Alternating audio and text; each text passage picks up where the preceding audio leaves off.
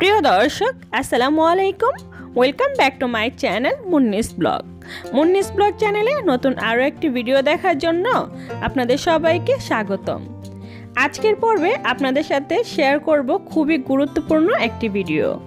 অতিরিক্ত মেদ বা অতিরিক্ত ওজন আমাদের কিন্তু সবসময় অনেক ধরনের কাজের ঝামেলা ফেলে আমরা অনেক কাজ করতে পারি না এই অতিরিক্ত মেদের জন্য। আর অতিরিক্ত ওজনও কিন্তু আমাদের সৌন্দর্যের হানি ঘটে।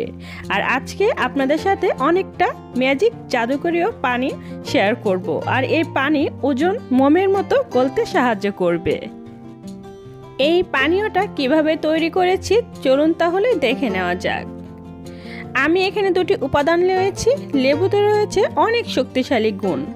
পানীয় তৈরি করার জন্য আমাদের আরও একটি উপাদান লাগবে, আর সেই উপাদানটি হচ্ছে রসুন। রসুনের উপকারিতার কথা বলে শেষ করা যাবে না।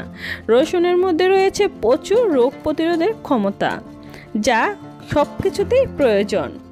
আমি এখানে প্রথমে লেবুগুলো স্লাইস করে কেটে নিচ্ছি। আপনারা আপনাদের পছন্দের যে কোনো শেপে কেটে নিতে পারেন। আর লেবুগুলো আমি একটু পাতলা করে কেটে নিচ্ছি। আর এই লেবু আর এই রসুনের পানীয়টা কিন্তু আমাদের শরীরের ওজন কমাতে অনেকটা সাহায্য করে। একেবারে মোমের মতো গলে যাবে আমাদের শরীরের এক্সট্রা মেদ আর ওজন। আর এই পানীয়টা কখন পান করবেন সেটা অবশ্যই আমি বলে দিব। রসুনগুলো আমি খুব সুন্দর করে খোসাগুলো ফেলে নিয়েছি। আর এখানে একটি পাত্র নিয়েছি, দিয়ে দিচ্ছি প্রথমে রসুন। আর এখানে কয়েক কোয়া রসুন নিয়েছি। আপনারা যদি এই পানীয়টা বেশি করে বানাতে চান তাহলে লেবুর পরিমাণ আর রসুনের পরিমাণটা বাড়িয়ে দিবেন। আমি এই পরিমাণে রসুন আর লেবুর জন্য এখানে 2 কাপ পরিমাণ পানীয় ব্যবহার করছি। আর এখন এই পানীয়টা আমি চুলায় বসিয়ে দিব।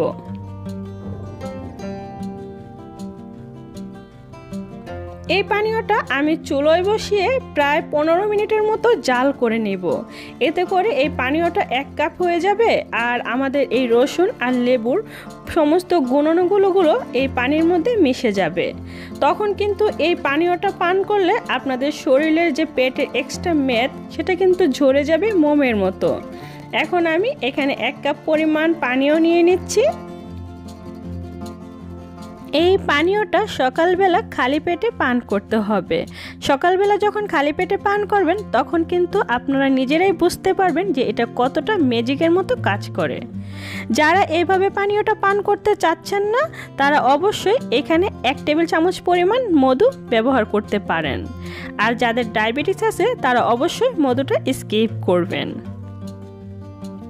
প্রিয় দর্শক, আমার আজকের এই ভিডিওটা ভালো লাগলে অবশ্যই একটি লাইক দিবেন আর কমেন্ট করে আপনাদের মূল্যবান মতামত জানিয়ে দিবেন।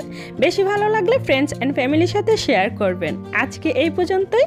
সবাই ভালো থাকবেন আর আমার জন্য দোয়া করবেন। আল্লাহ হাফেজ।